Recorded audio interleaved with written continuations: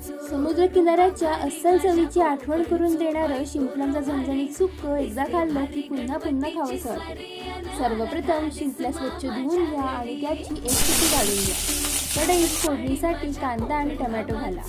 ते छान परतून मऊ झालं की त्यावर आपण वाटण घालणार आहोत. वाटणासाठी ओलं खोबरं, लसूण आणि आलं एकत्र वाटून छान वाटण तयार करून घ्या.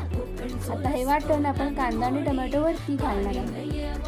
यामध्ये तिखट, हळद, गरम मसाला आणि मीठ घालून छान परतून घ्या.